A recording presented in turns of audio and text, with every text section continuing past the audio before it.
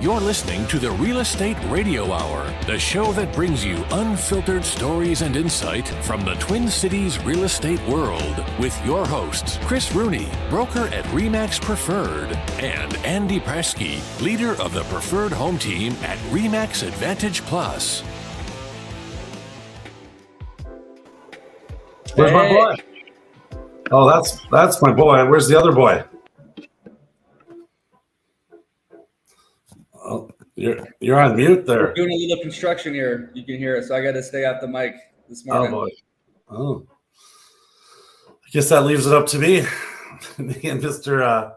Prasky. He'll show up here pretty soon, I'm sure. But yeah. Hey, after a couple of years, I heard you're finally getting replaced on the WCCO. I know they're bringing in a new radio show. I don't know if I would call it being replaced, but I know Ryan O'Neill and his group, which is at RE/MAX Advantage Plus with Andy's team. He is moving his radio show over there. He's had a radio show, I think, longer than we did, but he's been at like 1500 KSTP. He's been on, a bunch of different channels. So hopefully it works out for him good. I hope he gets Denny Long with him. I don't know if he is or not, but maybe once Andy gets on here, he'll know. So, but they're going at 11 o'clock on Saturdays. We used to be at 10 o'clock on Saturdays. So they must be, I don't know the lineup now, but it used to be Andy Lindis Construction, and then it was us. So Denny's still going? I thought he retired, no? He's very, very part-time. I think he just works on Saturday mornings. So he's I talked to him not too long ago. He's doing great. So hey, before Andy comes in here, well, he'll talk a lot about this too, but this was a big viral image recently. Institutions may control 40% of U.S. single-family rental homes by 2030. Yeah. I think they've been predicting that for quite a while. That's the whole BlackRock stuff, and big people buying it. I think they're doing that with a lot of companies too. I've seen a ton of people purchasing houses that have been selling their small businesses, kind of getting eaten up by the big businesses. And so I think there's something happening, and I think that's happening with rentals as well. They can kind of control it. Hey, Andy. What up? We're just talking about this little thing right now. Good. I don't want to have property management anymore anyway. So that works out. That for sure is going to help keep rents down. It's a great idea. No, I think it's reality too, though.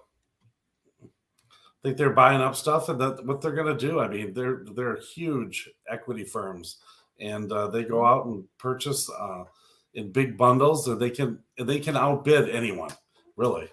Sure. Well, I mean, they have investors that have put literally billions of dollars sometimes into these funds, and they have to earn a return or people take their money away. So Then they go out there, they buy single family homes, they're overpaying because all they're looking at is what's the ROI, and they spread that across thousands of properties or hundreds or dozens, whatever. And so they can not always get the best deal on one and get a better deal on the other, and it evens out for the portfolio. So, but like you said too, the more they control, the more they can kind of push the rents to those areas as well. Well, let me ask you, or just make an observation, I should say.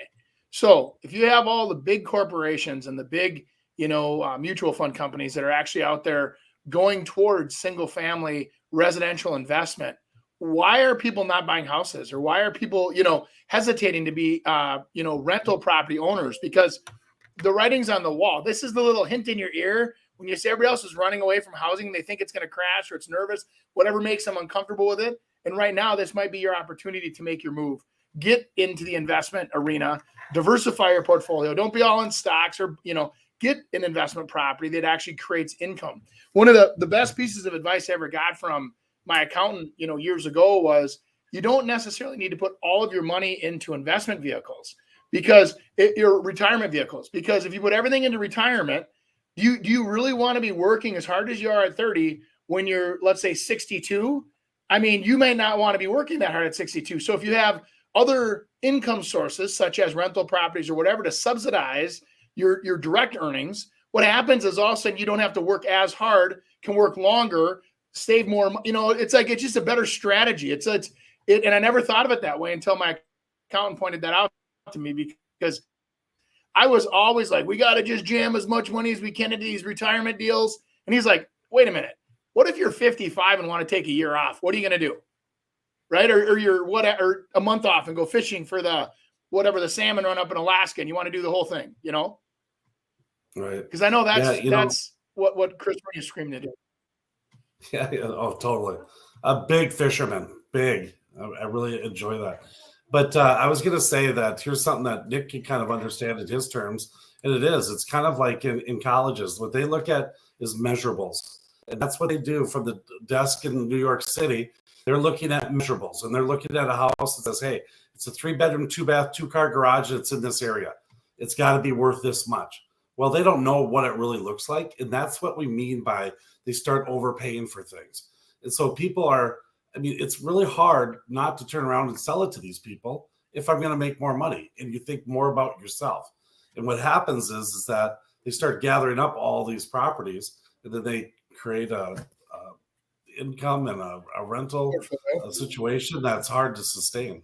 So we might just find that out. Yeah, and there's nothing wrong with that, because I don't think, unless, the only way, I don't know what the percentage is. The one information bit that I kind of crave to learn is what percentage of single family homes are rentals? Is it a total of, 9%, or is it 8%? What is the total of single family homes? And then you take, if they run 40%, so now they're controlling 2% of the market. Now it's not such a scary headline. If, on the other hand, 40% or 50% of houses will be rentals by that same time, and they're going to own 40% of them, that could be interesting. Yeah.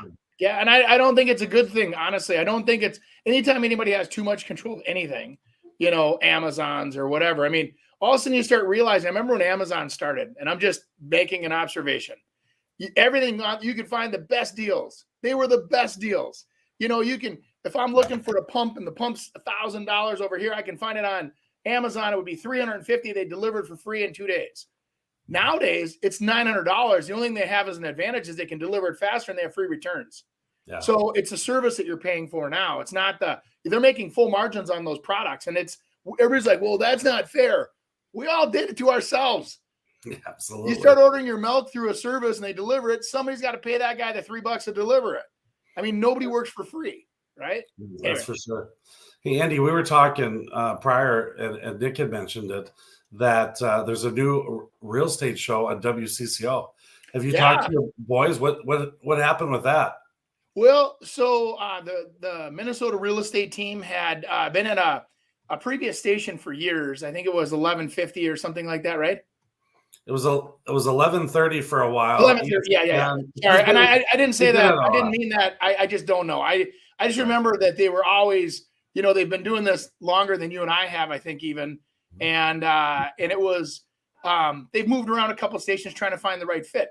The biggest challenge with radio is that radio is very expensive, and so you have to find that dedicated audience that's willing to listen and participate and support the people on air. And so our old real estate kind of show now has been replaced with some new guys, and they start, I think, next week.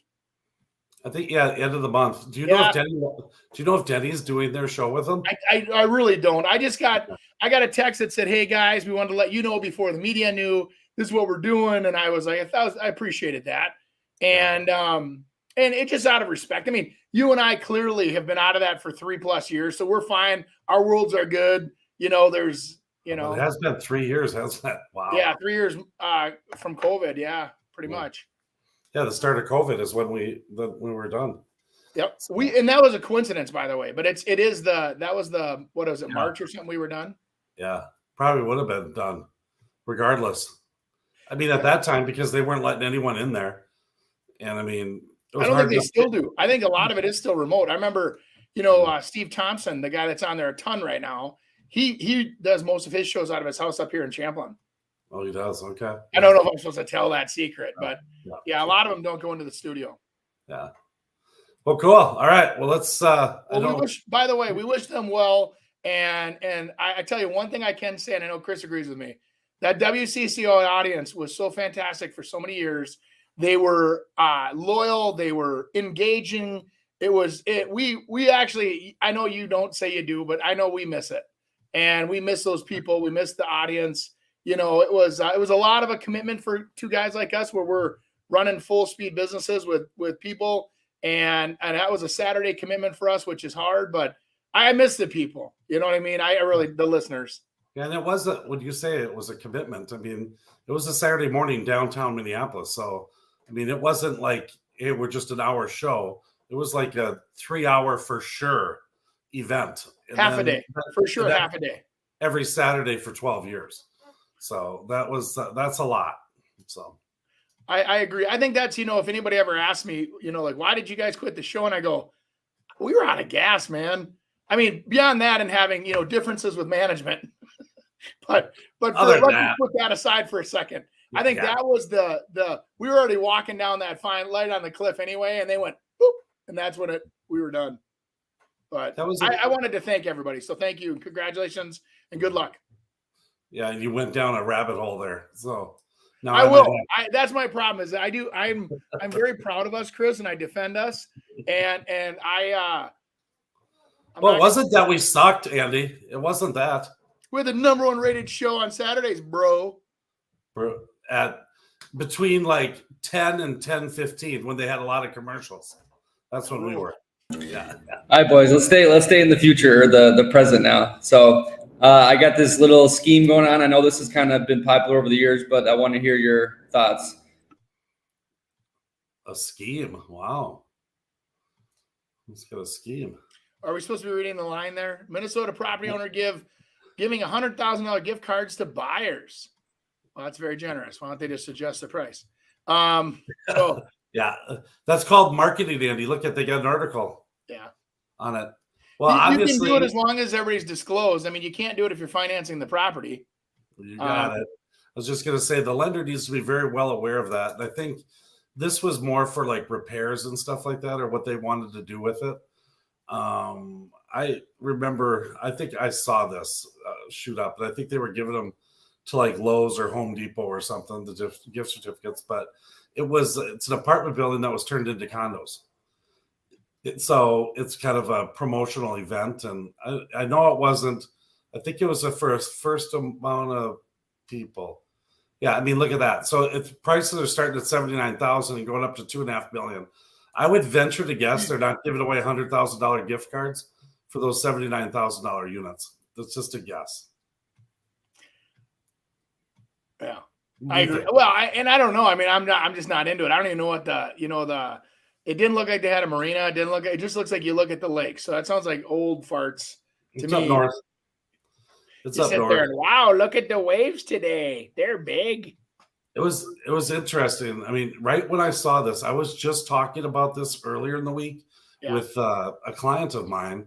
I was talking about condo conversions. Remember when those were the rage, Andy? Oh, yeah. I mean, where people would buy all the apartment buildings up and they'd condo them out and then turn around and sell them. Yep. And it was a huge thing for a while. And then it just, boom, it just got kind of saturated and it stopped. But that's what that kind of reminds me of. And they also did that with a hotel in Duluth. And I thought that was really interesting. And you know where, I can't remember what hotel it was called, but it was Old Chicago was the restaurant that was underneath it. And they took this old historic hotel and started selling them out. And then the hotel would still rent out your rooms. And it was at the time, you're like, oh, I don't know if it'll work.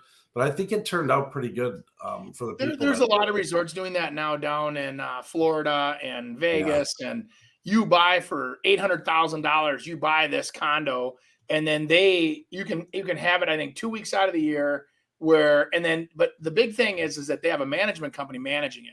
And every 2 years they renovate the room at $100,000 and you have to pay that. And then of course the income coming off of it is supposedly pretty decent. They're a 7 to 10% return on most of those investments. Until you have something like COVID hit. Then you could use them yourself as well. Up to 2 weeks a year. Most of them are only 2 weeks. Oh, well, that sounds like a timeshare. Kinda. Yeah. So it's definitely a place to rest your money, and then the income comes in. But it comes down to where it's one more thing you're basically getting crowdfunding for a hotel is what you're doing. Yeah. They're basically getting all the money together, paying that one off and going to build another one. Leverage the next one. It's smart, So we should start doing. Let's do it. We're gonna do it up in what's that lake you're on? I saw a picture come and it had your little name on a sign. I couldn't believe it. Yeah. They say who owns those things. That's a nice lot. My God. Thank you. The reason why I put the sign up there is because I have a hard time saying no trespassing, but what was happening was, and it's sheer human curiosity. I mean, I was one of the first guys to take the trees down, level the lot down, put a driveway in of the other lots that are there, right? Some of them now have built and surpassed me, but I was getting a ton of trespassers, where they were just coming in and taking a look at the lake, looking at what it was, and then they'd leave. And it just, I didn't really, I'm not that guy that cares, but I kind of was like, well, what if somebody gets hurt or whatever? So I just put up a sign at the end of our driveway with our name on it. And then now it's like almost stopped the people driving up the driveway. Oh, yeah. But how big of a lot is that? 100 foot wide on the lake and then about almost 300 feet deep. Yeah. Oh, that's nice. At 298 feet or something. So yeah, no, it's plenty of space, but you need it because they have rules with lakefront with permeable surface, right? So and non-permeable. So can the rain go through it, right? So you can only have up to 25% of that lot covered with driveways, roofs, structures, patios. And so what happens is you have to actually. That's why I bought that lot too because it was really deep. Some of those other lots you buy up there on the lake are 100 wide by 100 feet deep. Well, now you've got 2,500 square feet, which gets you a nice house with a nice garage, but then you can't have a driveway or you can't have a patio or whatever. So I want you can't have a solid driveway. Right. Yeah. Well, I've already been researching doing the old goat path where I have the pavers 2 feet or 3 feet wide on each side with a gap in the middle. And you just, because I'm telling you, I know I'm going to run out of space because I want to build a barn on that property and have where you can store your boats and your junk, basically your winter projects. And then that takes up, whatever. You know what, Andy? You should look at. That's what Denny Long had done that one time. Had Remick over there. And what they do is they take these big cinder blocks and they put them down on the ground and then grow grass in between them. And so it's solid, but it looks like it's all grass. That's exactly what I would love to. I'm sure that's not inexpensive. I don't think that's you don't go that direction because it's inexpensive. You go that direction because you have to. I don't think a lot of people understand that whole impervious surface calculation. Now here, I mean, it's 30% that you get, but I mean, that includes like the overhangs of your house. I mean, it's the envelope of your house. So then there's little tricks and trades of it, like a deck. If a deck's attached to the house, it counts differently than if it's not attached to the house. It might look like it's attached, but it's not attached. So it's a really interesting little thing that you have to kind of fight through, and you have to know about that. I'm working on a lake lot right now, and we're trying to get all of the information so we can turn around and sell it. I mean, if people don't have the information, they don't know how can I only have a 2,500 square foot home? Well, in reality, it's not going to be 2,500 square foot. Your home's going to probably have a foundation size of 1,000. So you can get a garage, you can get a driveway and this sidewalks. Yeah. So then you go up. And then there's rules on that and how high you can have it. So that's why when we were on Minnetonka years ago, I was looking at it, and when I used to be in the landscape lighting business years ago, and we would have these landscape lighting, these people call us out and say, hey, make everything look cool at night. We just had the big, landscaping company come through and now light it up so it looks cool. So we would come in and light it up.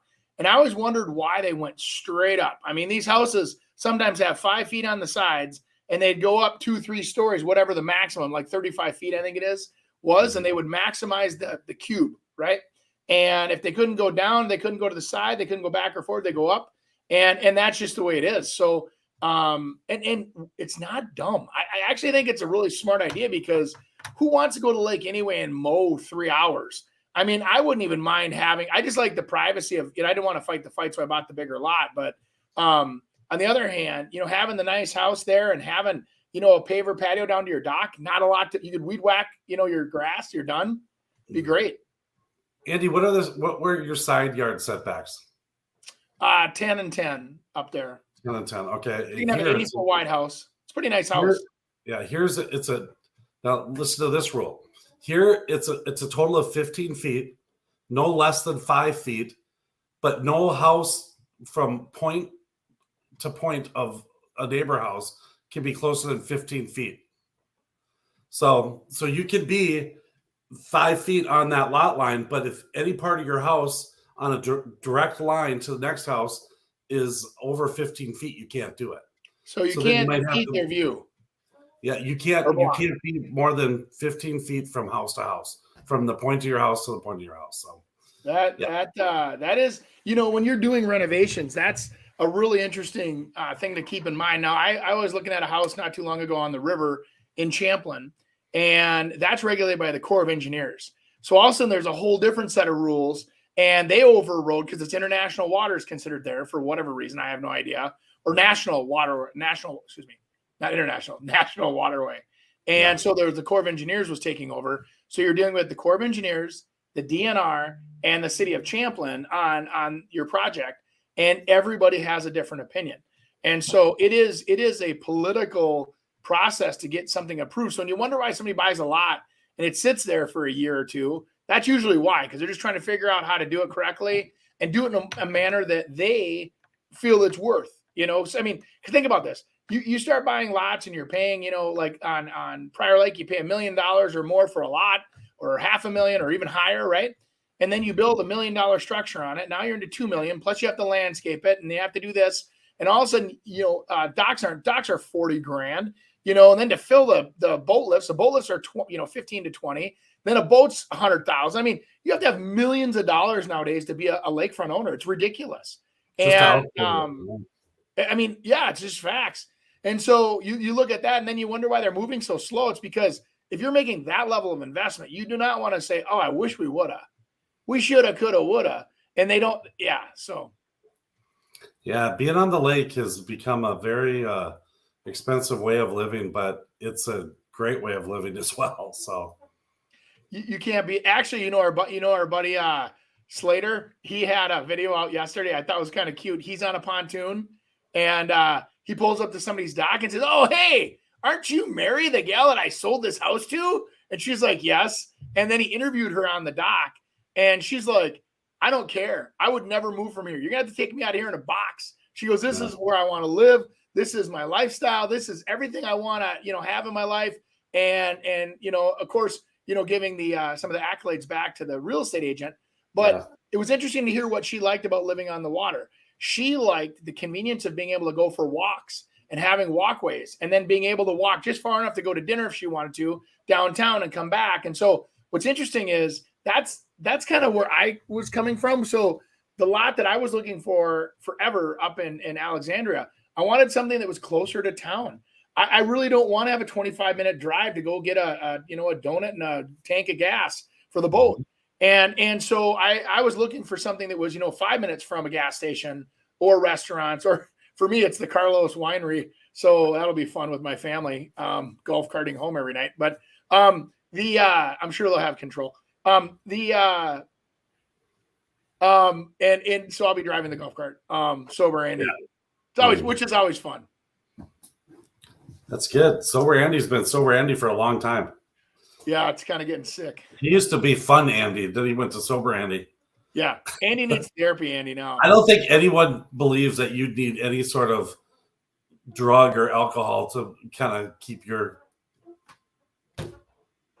personality up. I just don't think so. I haven't. Well, I don't know. I like I say, I kind of take it.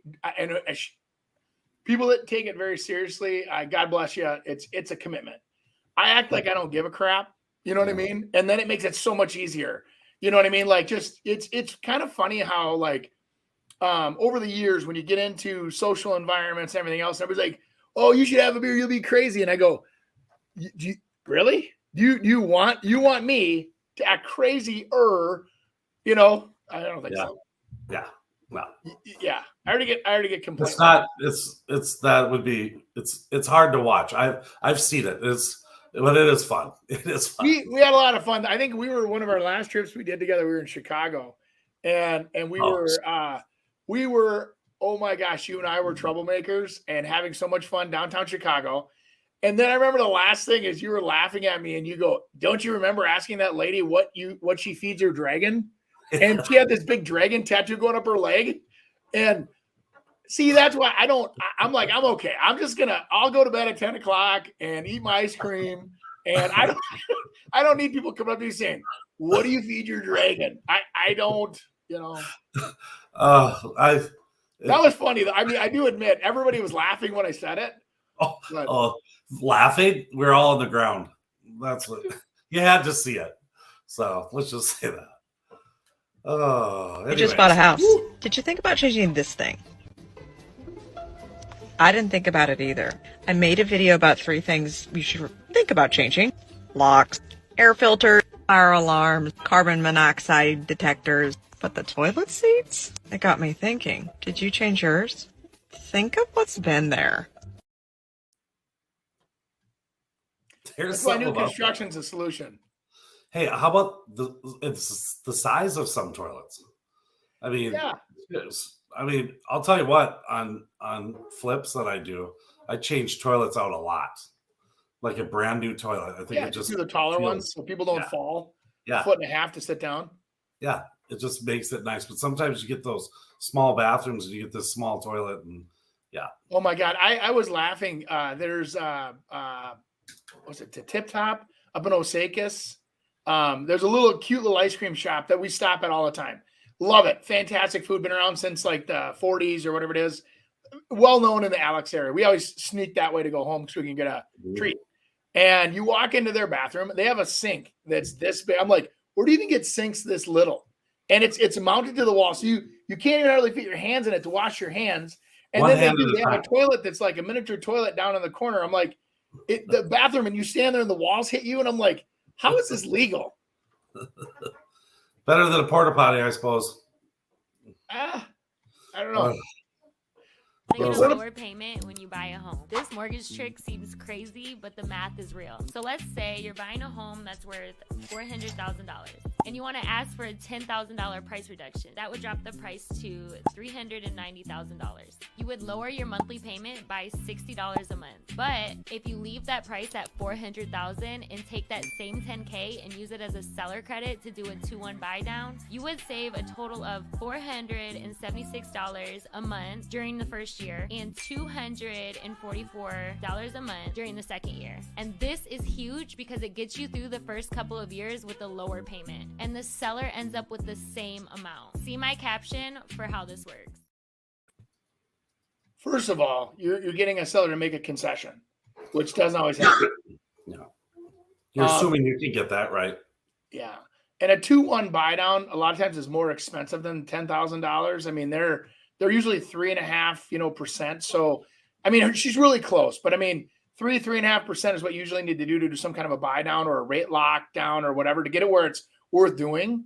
But on bigger homes, it is worth it. I mean, we've talked about some of our big new construction builds where instead of a finished basement, they'd give you $30,000 towards these rate lock buy downs where they're getting you down back into the 5s, and it saves you like $100,000 over the course of the loan, but you're paying $30,000 more for the house. Facts. Right.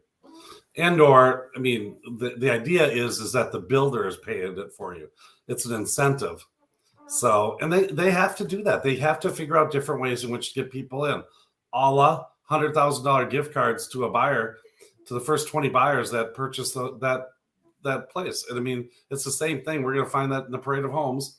You know, everyone has it. Andy, you guys usually always have a special during the parade. Yeah. Where you finish in a basement or add in a sport court or, getting, a combination as well of amenities and closing costs. Yeah. So it is people like you got to remember, like even when you're going to market with an existing home, people that pay cash don't have any issues, but cash buyers want what? A discount usually, right? Or they want some kind of terms that are a lot of people are turned off by cash buyers.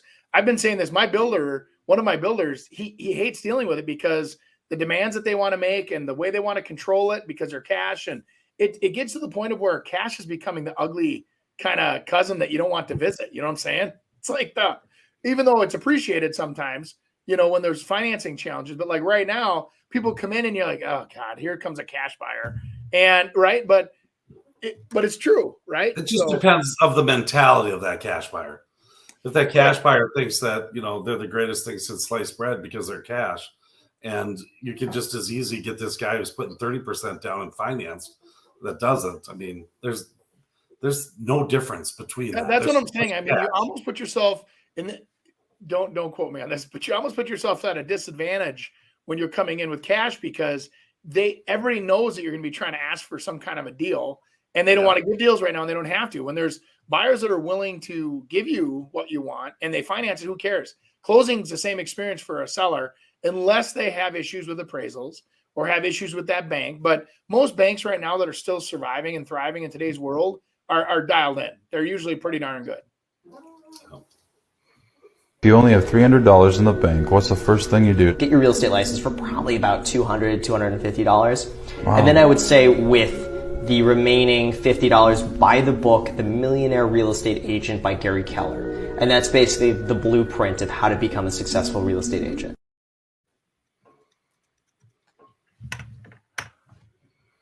I was going to grab it off the shelf. I don't need it. I think That guy. you don't even need to get the real estate license. The real estate license is one of those things that, first of all, it's going to cost you about $1,500, but you don't even need that. I mean, if you read that book, you're going to be able to sell houses without even being licensed. It's magical. Actually, the book is good. I've read that book probably 5 times and used that. I've just had an interesting encounter with that book one time, and so now I can't. What is he doing over there? I keep looking at the book. I got it sitting on my shelf next to me. Oh, I don't know what it is. Every time Gary Keller writes another book, that brokerage, the Keller Williams Group, sends me the book, and so I have a copy of it, which is very appreciated. Thank you, by the way. Yeah. It is a good. I mean, there's a lot that says a lot in there, but it's there's so many things in this real estate business that you can do that you don't like to do and you won't do. So you can take that book and it's this thick and you can make it about this thick on the things that you're willing to do. What you need to do is do what you do good. So take that little chapter in that book that you think that's what you could do. And maybe that's knocking on doors. Maybe that's doing open houses. And maybe it's doing lead calls or leads from Zillow. I mean, which is fantastic. Maybe it's going into a grocery store and sit by the pineapples and say, hey, I can flow you through or sell you a house down in Florida. I mean, you do what you can do what you do good. But if you get caught up in these things and you kind of waste your time and you waste many years trying to do things that you're not very good at. And when you're not very good at it, you won't do it. Facts. That is something that I've said to new agents consistently. Is like, hey, when you're a new agent and you're coming into this business, like you just said, Chris, is right on the money. What are you good at? Let's focus on that and let's do a lot of that because you're good at it. You like doing it, and it's going to get us the quickest, fastest traction on a slippery slope to failing. And I mean, because there's so many people that join this business and are out of the business in 6 to 12 months. And I don't remember that all the stats on the failure rates. I know, Chris, because you were telling me before about like there's 19,000 in the Twin Cities, but by the end of the year, there'll be so many thousand, there's a lot of people getting out. But the reality is this: heart of an educator, do what you're good at, and then truly make sure you enjoy what you're doing. And I think that kind of glows. You either glow when you're doing your job and people are like, geez, it's not a chore because they enjoy it. And there's a lot of people that I think over the years, they've like, well, okay, I'll do a market for you, and they just, I don't want to do it because I hate paperwork. I hate detail. Well, then you're in the wrong business, Or you go get a partner then. But get a partner that does the things you don't do. Not the same person because you're good buddies and, you're going to do the same thing. That's not going to help you. Right. It just doesn't. So, well, I look at it too like this. So I think what they're talking about, like doing the things that you don't want to do, what does that mean? That's what we're really talking about is how do you procure a relationship with a client? And how do you start that relationship? How do you get that customer to even look at you as being a possible source of being a real estate agent for them or whatever? And there's so many techniques that were in the old days where hey, farm an area, you sell a house in the area and make sure everybody knows that you're that guy in that area or gal in that area. Send out your postcards, make phone calls, door knock, do whatever.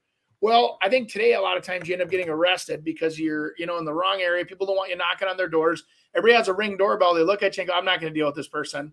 And I mean, you know what I'm saying? And it's like, so it gets to a point of where how do you get to those people? Usually it's through social media. So I say focusing on people where their eyeballs, focus there first. And everybody thinks they're good at Instagram, especially, the young kids. Oh, I'm super good at social media. You don't know how to run ads. You don't know, click-through rates. You don't know. I mean, all you're doing is getting likes because you're cute. That's different than getting, look at me. How do I get likes? I don't get likes because I'm cute. I get likes because I'm putting good information out there or a good property that people want. And I'll say, hey, here's how you get a great deal on this property. So my value isn't just, you know what I'm saying? You got to focus on that stuff. I don't know. You're kind of cute. Thanks. Yeah. Well, they said I could have 30 seconds on the show for a quick ad. Andy Praske, Remax Advantage Plus, Andy@Praske.com if you want to email us. Here's the thing, 22 years in the business, over 1,400 sales. I'd like to help you with your real estate needs. If that's buying, if that's selling, if that's building, whatever it is, give us a call, send us an email. Let's get you started on your real estate journey. I'd like to help you on the way. Lots of experience here, and I would like to put it to work for you. Andy Praske, Remax Advantage Plus. Thanks for listening to the show.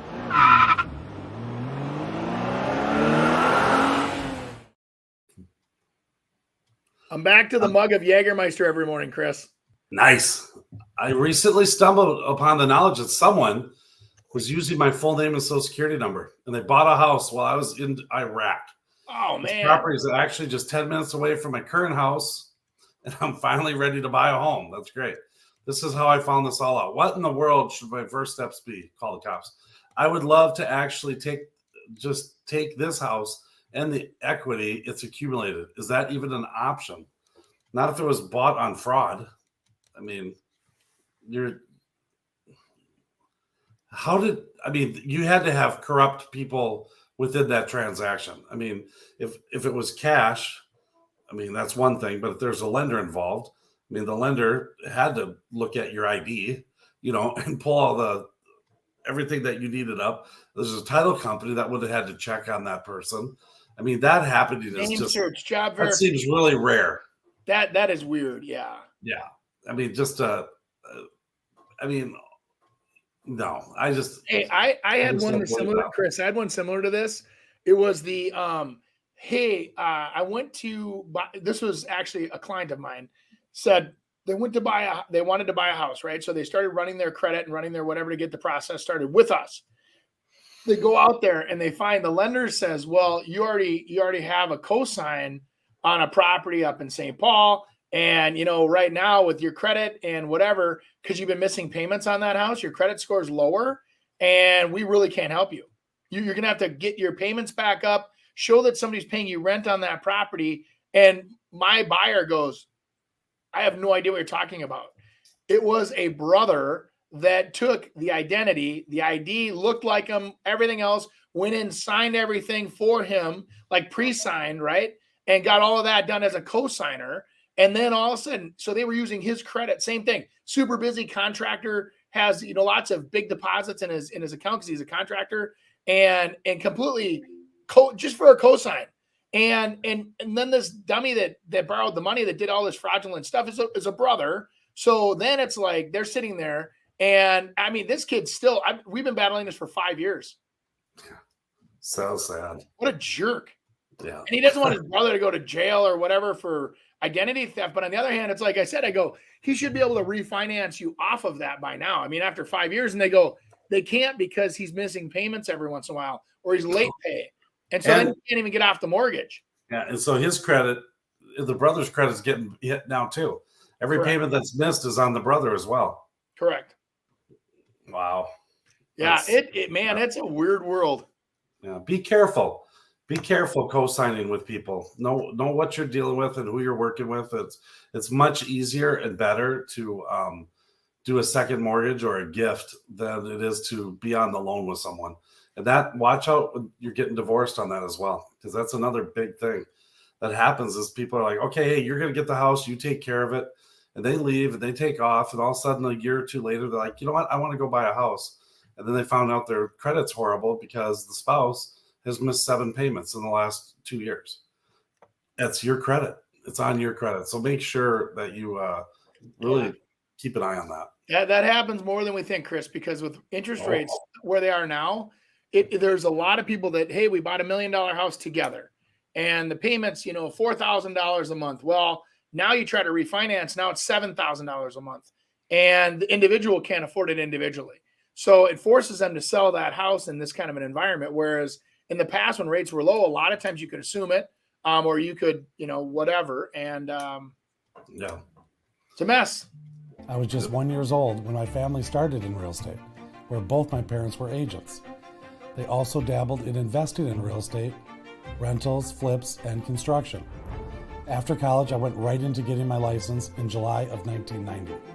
As a 23-year-old agent in an industry that looks nothing like today, I had to know more for my clients to choose me. There wasn't Zillow or social media to tell them how good I was. I had to win them over with knowledge. With knowledge comes confidence, and with confidence comes results.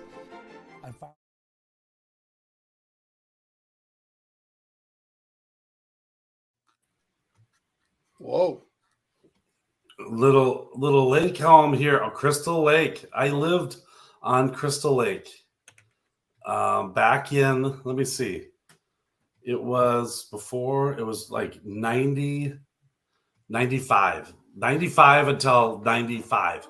So it was a quick one.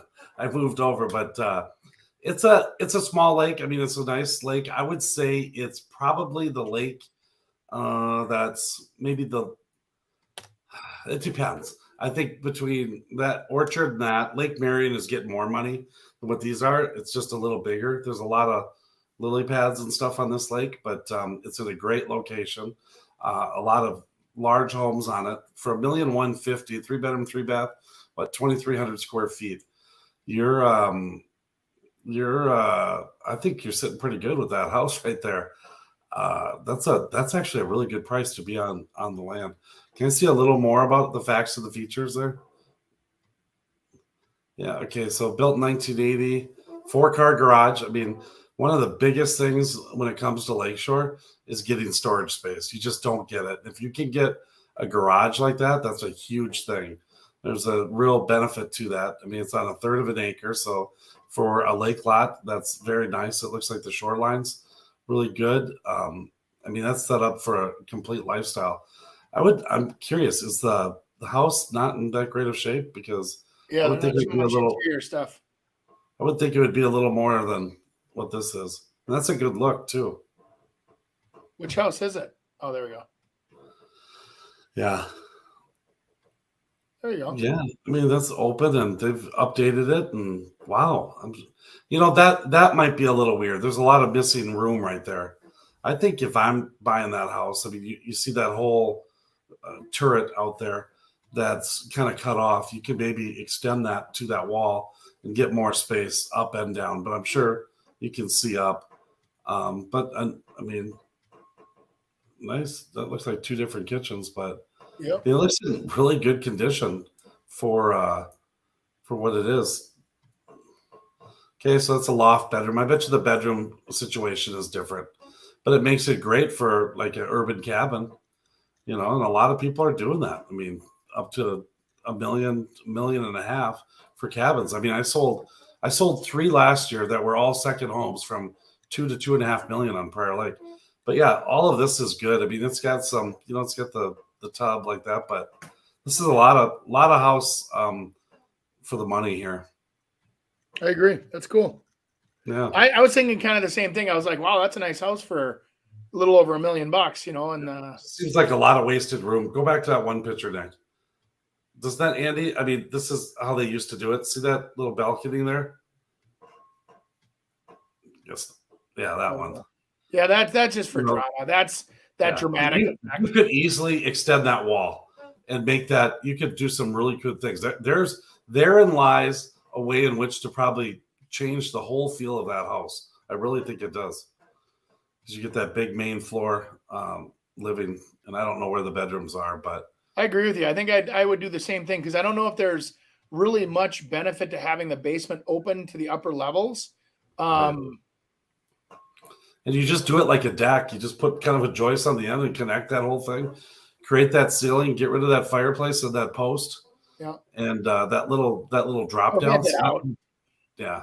I mean, you could really do some fun things with this. But I think sometimes people look at it and say, oh my gosh, I can't do nothing with that. And it stops them from buying it when these are the kind of things you can get really good deals on. How are they thinking of a green carpet like that? Hey, it's like they like the golf. Golf course carpeting. That's right. It is not. That's indoor out. It's turf. They have irrigation.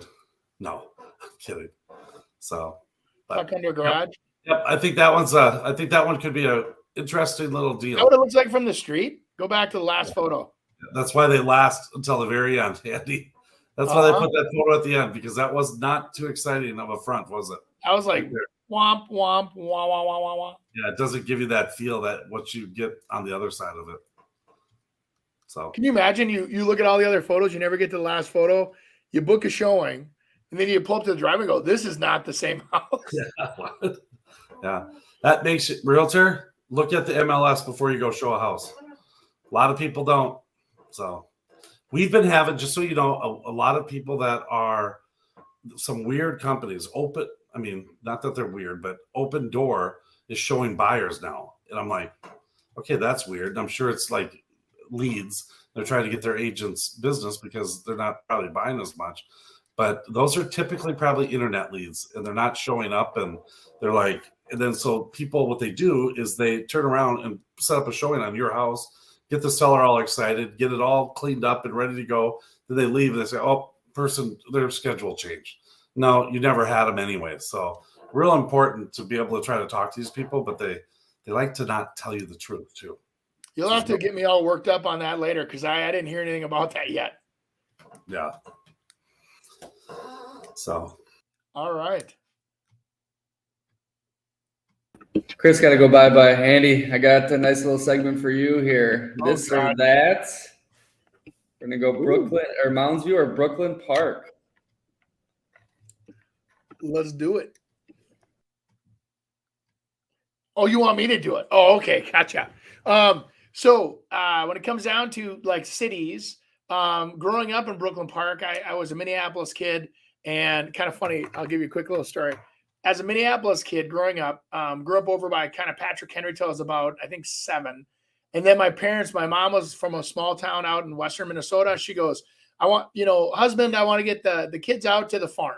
And so kind of where they can see, more fields and kind of appreciate that farm life. So Nick, we literally moved from Minneapolis to Brooklyn Park. And as a kid, I rode dirt bikes, worked on farms, worked on potato farms, worked on a tree farm. So I grew up in a Brooklyn Park that was completely different than nowadays, where it's fully mature, right? So, but Brooklyn Park's a great area, lots of complete diversity on price, right? So you have everything from your entry-level houses to your executive level homes up on the golf course, even across the 610 area. You have a ton of new builds that were built, very modern, very nice, easy traffic, getting on 610 right downtown. You're downtown in about 15 minutes. So it's a great, I've always loved Brooklyn Park. Despite all of its tumultuous, I don't want to say they make stuff up, but it's had its pros and its cons. And I think back when Jesse Ventura, they elected him the mayor of Brooklyn Park, it really was kind of an interesting place to be at that time as a kid in the 80s and growing up into the 90s and having that. But I loved it. I wouldn't have done it any other way. Now, when you go over to an area like Mounds View, which is really nice, you have a lot of smaller homes on big lots, which is kind of the way I remember that area, and think of that area. They have fantastic schools. A lot of people are very, very into their schools there. So a lot of people will move there, buy a house, either renovate it or, build something new. It's kind of like a rejuvenation area. But great on the inner loop of the cities there. So same thing, very close, even closer than Brooklyn Park for a commute to downtown. And when you're in Mounds View, you also have the commute to St. Paul, which is a little easier to do as well, because you're kind of right in between both cities on the inner loop. So great, close to shopping and everything. So I like both cities. I don't know. I mean, I picked Brooklyn Park only because I grew up there and I know everything about Brooklyn Park. And if anybody ever has any questions, the old Spud Fest and all that fun stuff over the years. And so Brooklyn Park's been good to me over the years. Good job, Andy. Let's answer some questions here. Greg's got a couple. Yeah. Okay. Where's Greg's first one? I'll get back to my coffee. What can you do when the seller's ex-spouse won't sign off on the deed? Ex-spouse won't sign off? Well, she shouldn't be your ex-spouse unless you – couple things. So this used to happen back in the day. I used to do some I still will if the right deal comes along, but developing. And we bought a piece of land. This was over in Maple Grove. And the piece of land actually couldn't clear the title because the farmer that was selling it back in the day had a divorce that was while he owned that property, he had a divorce. They signed everything and separated and whatever else, but they never signed her off on the actual ownership or off on the deed of the farmland. So when it came to us making an offer, she had to approve the whole thing, demanded an extra $10,000 and wanted a cut of whatever he made on that. And she said that it was her right. And that's why she strategically did that. And guess what happened? She got her cut because they, when you get a divorce, so I guess I'm kind of going all the way around the building here. Sorry. When you get a divorce, your attorney has to make sure that all of those obligations and marital rights and things are extinguished and acknowledged. You have to make sure that you explore all of your options when you're getting divorced, like asset exploration, and make sure that every asset has been identified and located. That's why first thing they'll tell you is to make a list of all the things that you own, including real estate or whatever. When you go and you do that and you take somebody off of a deed, you want to see the deed. You don't want to just say, oh, sure, they're off the deed because this decree says they're gone. It's not the case. You want to make sure that they're off of that deed. And as terms of the divorce decree agreement, they will agree to sign off at no dollars or a certain dollar amount, or, hey, they sign off on the farm, but they get the speedboat or whatever it is. And so there's a lot of negotiating there. The other thing I would say is this. Before, I've had several customers do this where all of a sudden they fall in love and they own a property and, they have a significant other that moves into the property. And to help out, that person says, hey, let me contribute some money towards the mortgage buy down. And, or they've also helped with down payment assistance when buying properties. And as a protective thing, the original buyer is allowing them to be put on the deed. And what they really should be doing is something that's really interesting is instead of putting somebody on your deed, which it's a legal process to have that done. I mean, they don't have to, you're giving them the rights to the deed when you put them on there. So you have to sometimes pay them to get them off that deed. What I would say is filing a second mortgage or a lien against a property for the amount that they helped you with or the deposit they gave you is a lot easier, so that if you ever decide that in the future your relationship is over and having that agreement up front is a lot easier to separate in the future if the agreement's made up front. So it's like don't just throw them on the deed out of puppy dog love and, oh, they should have don't do that. You should always consult an attorney or an accountant or both. And then make sure that your assets are protected and that whatever they give, make the arrangement up front that if we ever decide to not continue this relationship, this is what you get when you get your money back. And you don't want to figure it out when you're in the heat of a battle because guess who wins there? Nobody except the attorneys. So. Beautiful. Andy, I think this is kind of up your alley. I think you're a Lord of the Rings type of guy, movie watcher. There's a Hobbit home for sale. Oh, God. I want to just get your thoughts on it, then we'll wrap up the show. Okay. Are you a Lord of the Rings guy? No. I don't have the attention span for movies. I fall asleep oh, my God. Wow. That's a doomsday prep house there. Yeah, definitely a unique little piece of, hold on, here we go. They got a dirt that's AC. Example. This went up for sale in Duluth, $200,000 tiny little Hobbit home. Why do they call it a Hobbit home? Is it decorated? You see it's made into the ground. Oh, that's just an earth home. See, you're young. When Chris and I were starting in our careers, that was very common for energy efficiencies. They'd bury these houses underground. Looks like a half house, or sometimes people would build a home where they'd have the basement, and then you could eventually decide if you want to build an upper level later. So it was a way to get into a house. They would do the rubber coating around the top, cover it with dirt or whatever else, and they call it an earth home. So you get that insulation factor low heating bills, very efficient. And so kind of like a hobbit living under a tree, I guess, or whatever you're kind of, when you say that, what? Yeah, it says it was built in 1986, so maybe this is what you're talking about. And then it's got 10-car garages. Oh my gosh. Yeah, I think the big thing there too, Nick, is that the lack of lighting is what detours a lot of people. Natural light, so that's why they have a couple of those sky home or lights there. And you got to remember, like, those bedrooms are all in the front there, so those are you have to have access to get out of the home. So big quantity of bedrooms doesn't usually work for an earth home, because you only have the your family room in the front and your kitchen maybe, and anyway. So these got out of fashion. They were more popular back in the day. Yeah, but you know what? Everything that goes away comes back, and I could see where someone could, thinking about using geothermal heating systems and solar and a lot of these. I mean, you can almost have a zero net home on your hands real easy with having an earth home with, using the geothermal heating systems where, they go down a little deep. Now, granted, they cost you about 40 grand ish, give or take. They go down and they bring water back to the house that's, 57 degrees. Cause I think it's the, you go down 30, 40 feet. That's like the consistent temperature down there is like 58 degrees. And so what happened even in the winter, so it goes down, warms up that water naturally, brings it back up. So now just running those pumps, you can have your house up to almost 60 degrees just by running, the floor tubing in the floors. And then they also use like the heat pumps and things like that, where they can have a fan on top of it and add with a little assistance, maybe from a solar system or from a gas.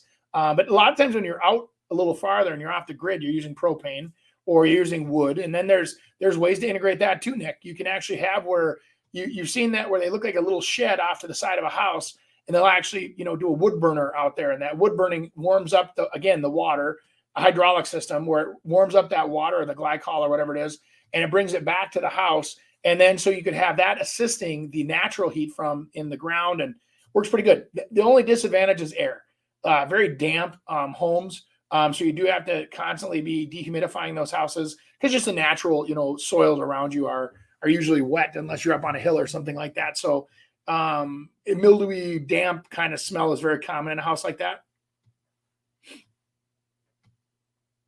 You're like an encyclopedia, Andy, on housing and building. It's quite. Well, it's been. I tell you, it's not by choice. I've just, out of all the years I've sent out there, I thank my customers, because I have customers that come in all the time and ask me the question that they're like, hey, have you ever thought about this? Or have you ever used this kind of a product? And so what's really kind of fun for young agents that are out there, if you want to get a lot of exposure to exciting, new, innovative products, new construction is a very exciting place to put yourself, because you'll have those people, especially if you're doing custom builds, they're going to come in there and there's always something new. There's always something that's innovative. There's always something that's, the newer, better, best, kind of version of what's out there.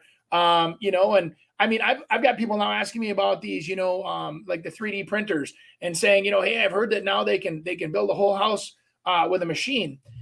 Granted, the ones that I've seen are done with concrete now. I don't know if you've seen that, Nick, down in Brazil, but it's in some of those areas, it's very common to do. It's easy to do. They can make a concrete, very simple, 1 or 2 bedroom house, and you still have to do electric. You still have to do the plumbing. None of that can be done within that. So they a lot of times print it in the concrete. So it literally is a crane if you Google it, and it literally like prints the walls, and then they stop, put electric, they put plumbing in, then they keep going. So it's kind of cool. I'm excited to see what over the next couple decades here, what innovations are going to be made to help make houses more affordable or attainable. And that's a key thing is that, the underlying is that everybody needs a place to live, right? And people are willing to work to have a place to live, trade labor, whatever, right? Some people have jobs. Some people want to swap things. It's, barter systems. But at the end of the day, people need a place to live. And not everybody wants to live in an apartment. And we have plenty of open spaces and plenty of open land around that we could still build on, and without draining all of our resources. But how do we do that properly? How do we do that efficiently? Are they smaller lots? And see, I think what happens is it's my generation and older, the Gen Xers, that say, I want the big yard, or I have to have the 1.5 acre, half acre bigger lot, and I want to have the big mower. Everything has to be irrigated. Everything has to be fertilized. That's a lot of wear and tear on the community. I mean, if you think about it, you're running gas mowers, you're running different big things of fertilizer, you're draining the water tables to irrigate your yards, And, and a lot of that doesn't have to necessarily be done, with a smaller postage stamp, the old Minneapolis style of architecture. They design those communities to have smaller yards, and then everyone goes to the park for the green space. And so they have an alleyway to a garage. If they had a garage, they would have their house. There'd be little or no lot, just enough space. And then you go to the park when you want to hang out or throw the Frisbee to the dog. So I think those kind of communities are going to start coming back just from an attainable affordability perspective. But we'll see. Maybe I'm wrong. Yeah, I hope the whole 3D printing helps out the housing crisis. I think it should eliminate a lot of costs, don't you think? Well, not only just cost, but I mean, Nick, here's the thing. I was just talking with some of my guys on the job site. I think the average plumber is 58 years old or something crazy. I mean, the plumbers union can tell you the stats. There's a lot of old tradesmen out there right now working, and tradeswomen that are out there working, right? There's not a lot of young guys coming in, the young bucks that used to come in and, I'll teach you how to do it, old man, and I'll do it bigger, faster. There are some, but there's not enough. So I know, especially with like finishing carpenters and the plumbers, the trade unions, there's going to be a lack of labor available to us. So like even like my guys hanging my cabinets and putting my trim, doing my doors, they're like in their 50s. And they're like, we got nobody. When we put out a application for a job for hire, we got nobody to apply because they don't want to work this hard. And I'm not trying to paint a big brush of everybody's lazy. That's not what I'm saying. It's just people have different interests. And we should start teaching our children that it's a gift, and it's still a wonderful, valued skill in today's society to work with your hands and to be a craftsman, or, and I'm not saying that to be sexist. I'm saying, or women, right? I mean, all in general, all of us as humans. And teaching kids it's okay, work with your hands, build things, be proud of yourself, fix things. That's where our world is going to need that skill set really soon here. And it's going to become very apparent because prices aren't going to go down when there's nobody to do the work. Where do you think they're going to go? When nobody's there to do your work and you got to hire the only plumber in town, he's not going to be $100 an hour anymore. He's going to be $600 an hour. And if you want to fix it and you don't know how to do it yourself, you're going to pay $600 an hour. So it's going to be interesting times unless we can talk some of these youngsters into jumping into the trades, which I highly recommend they do. Beautiful. All right, guys. Hey, subscribe to our YouTube channel, write us a review on iTunes, Spotify, and send in any questions you have. Click the link tree. The websites and every platform we are on is there. Appreciate the follows, guys. Ciao, ciao. Thanks for joining us this week on the Real Estate Radio Hour. Don't forget to visit our website, realestateradiohour.com, where you can subscribe to the show on iTunes, Spotify, Stitcher, or your preferred podcast listening app. If you enjoyed today's episode, we'd appreciate a rating on iTunes or sharing us with a friend. Until next time, stay awesome, Twin Cities.